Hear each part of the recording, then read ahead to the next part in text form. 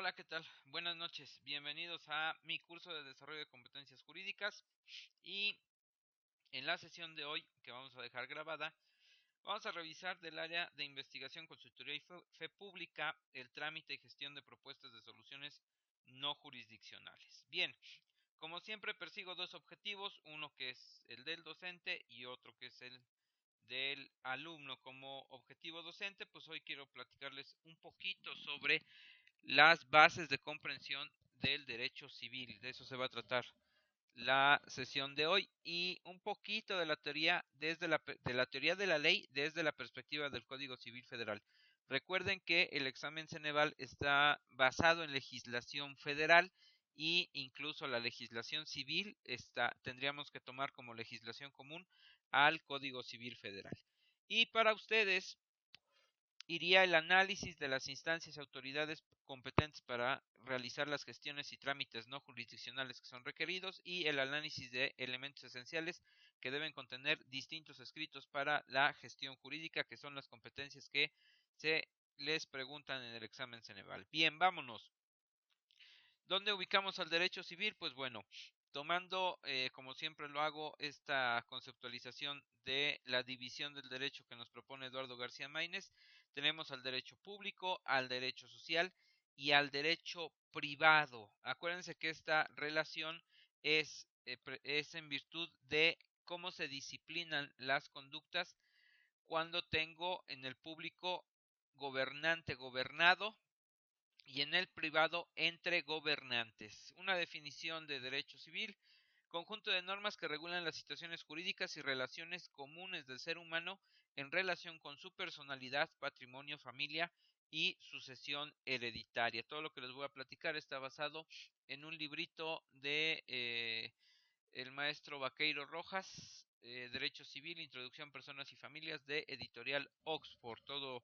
Todo esto que les voy a platicar está contenido ahí. Bueno,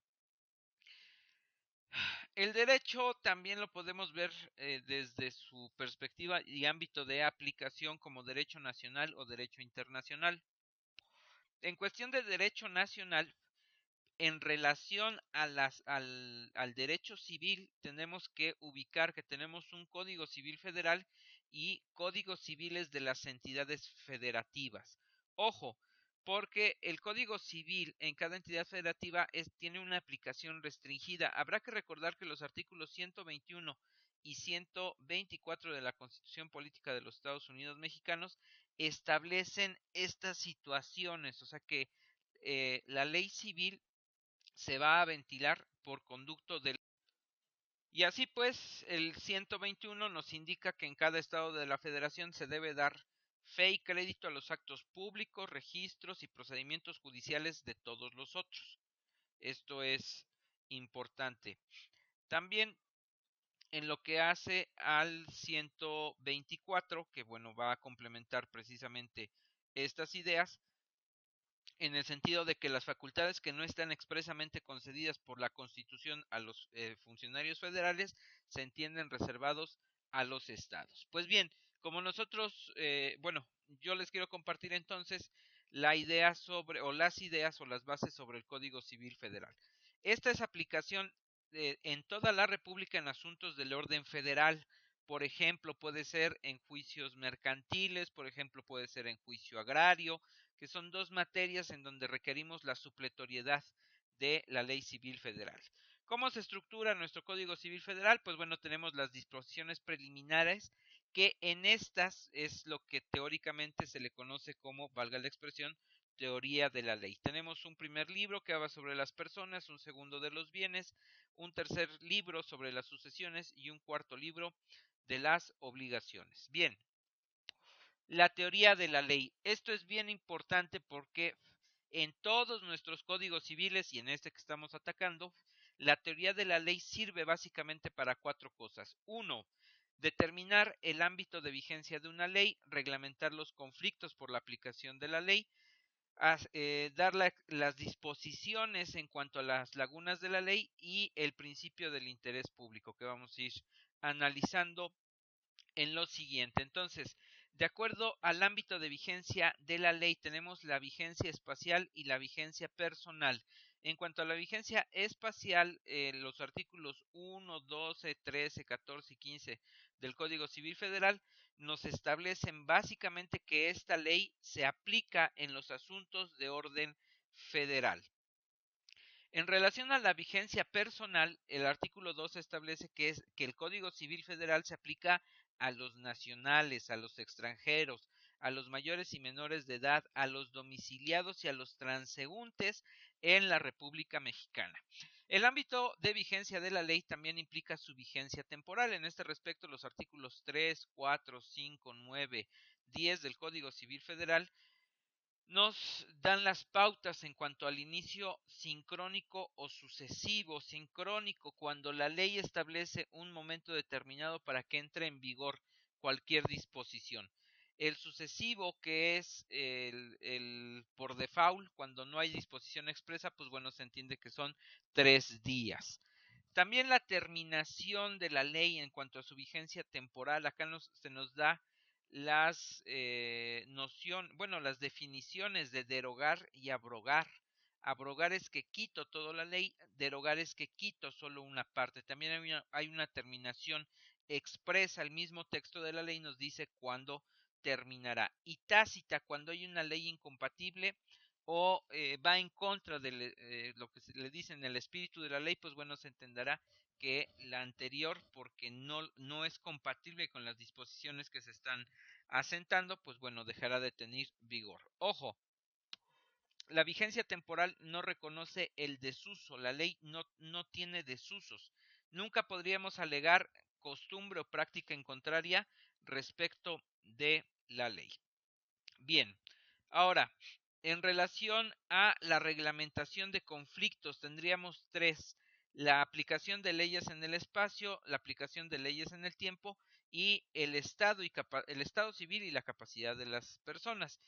En cuanto a las leyes en el espacio, tenemos las internacionales y en este sentido siempre tendremos que estar al arreglo de los tratados internacionales que haya suscrito el Estado mexicano de acuerdo al 12 del Código Civil Federal. En relación a nuestro código, pues bueno, es de orden federal y va a aplicar a todas las personas en tratándose de asuntos federales. Ojo, porque cuando hablamos de los actos jurídicos vamos a estar a esta regla locus regit actum del lugar de ejecución, ¿sale? Entonces, el lugar de la celebración es el que se debe, o esa ley es la que se debe de aplicar en relación a la forma de celebración, cómo se genera o cómo se crea el acto jurídico. En relación a las leyes en el tiempo, tenemos el principio de retroactividad. Esto también está reglamentado o viene desde el 14 constitucional y se aterriza en el 5 del Código Civil Federal. Ninguna ley tiene efecto retroactivo en perjuicio de persona alguna. Si me perjudica la situación, entonces no se me va a aplicar. Por último, en relación al estado y capacidad de las personas, siempre se determina por el derecho del lugar de su domicilio, artículo 13, fracción segunda del Código Civil Federal. Bueno, otra parte de la teoría de la ley va sobre los principios de interés público. Al Estado y a la sociedad le interesa siempre estas premisas. Primero, no puedo alegar ignorancia. La ignorancia de la ley no excusa de su cumplimiento. Artículo 21 del Código Civil Federal.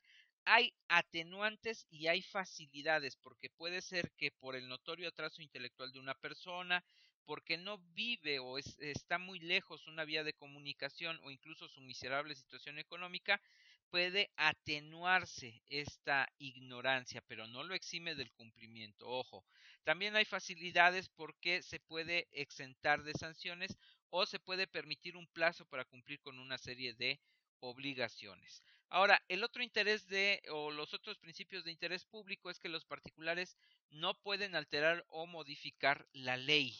No lo podemos hacer, pero sí podemos hacer una renuncia válida de un derecho privado que no afecte derechos de tercero. Eso sí, entonces en principio yo no puedo modificar o alterar la ley. ¿Se acuerdan de la película La Ley de Herodes? Donde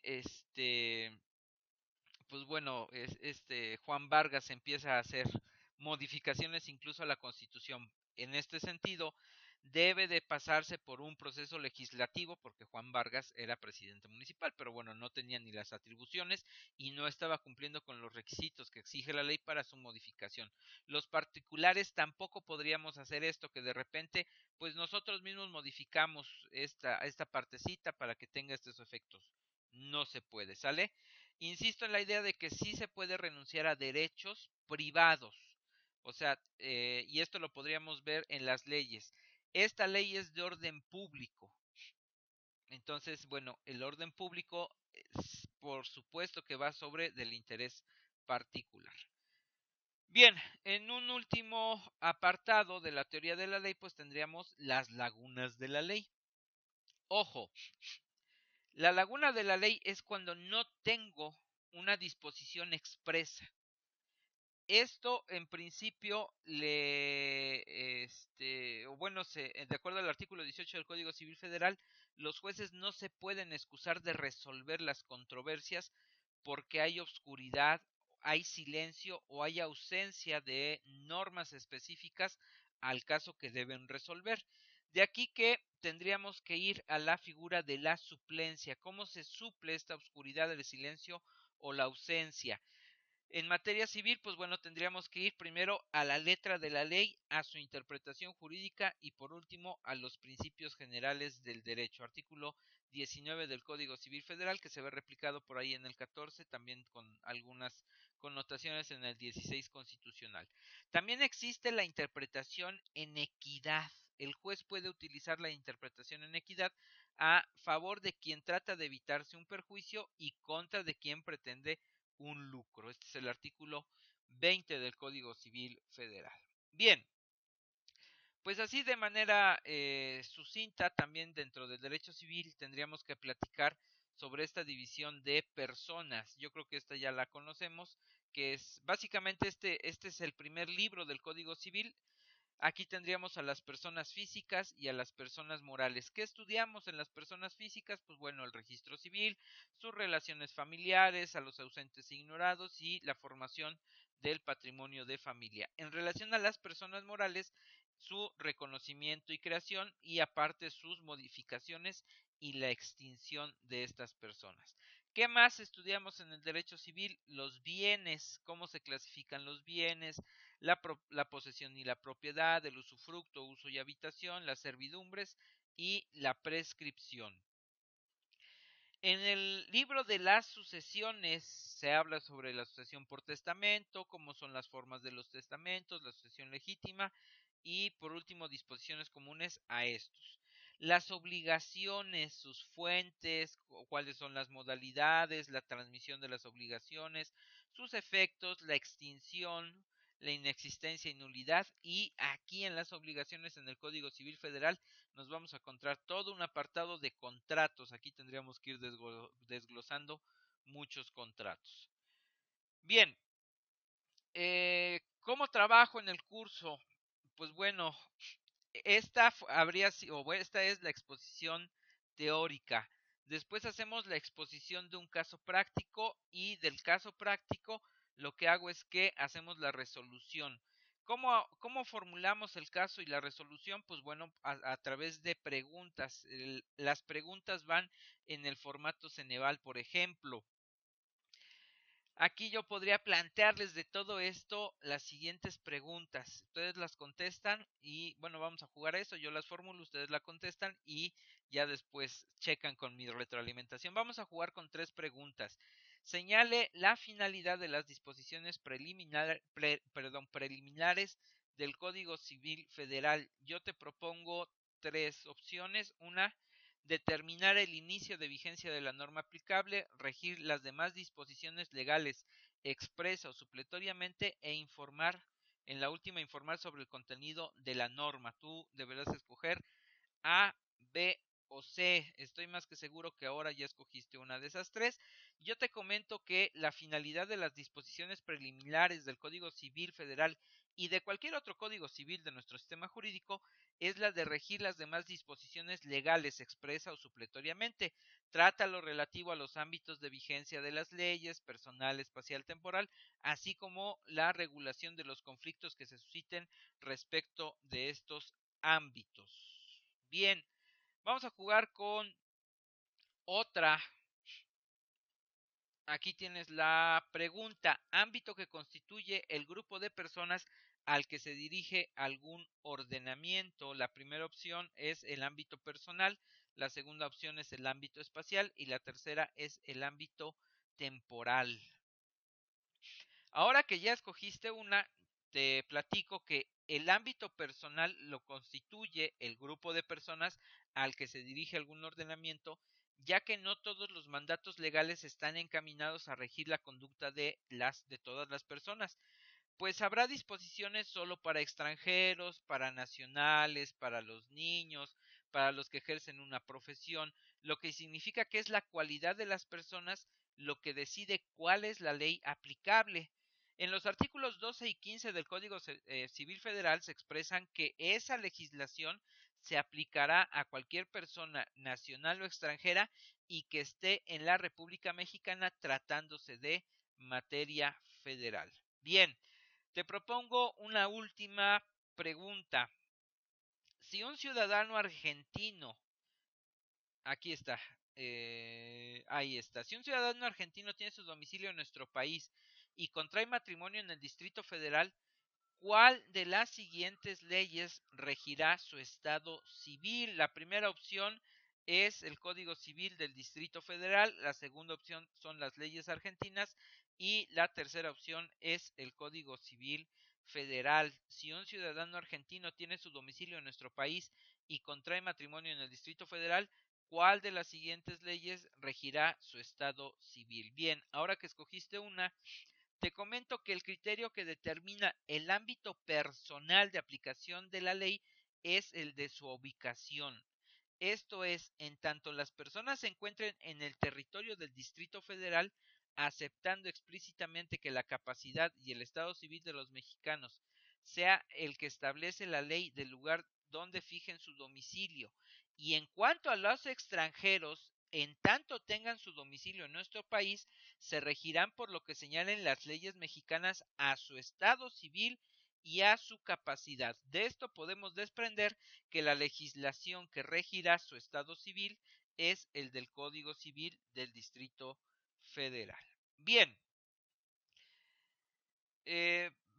bueno, estos son tres ejemplos de preguntas, cómo es lo que trabajo las resoluciones de los casos prácticos. Acuérdate que el material didáctico y la asesoría es en línea, también puede ser presencial si es que estás en la ciudad de Puebla, pero bueno, yo sé que me sigues en internet, entonces lo tendríamos en línea. Acuérdate que la asesoría adicional a la hora clase es sin costo. Si hay algún tema que se te dificulte, programamos una sala y con mucho gusto lo tratamos exclusivamente para ti y no tiene costo. Bueno, mi curso, dale una inversión de 4,000 pesos. Inscríbete con 500 pesos, te envío materiales y el acceso a la plataforma. Te doy 4 formas de que lo pagues.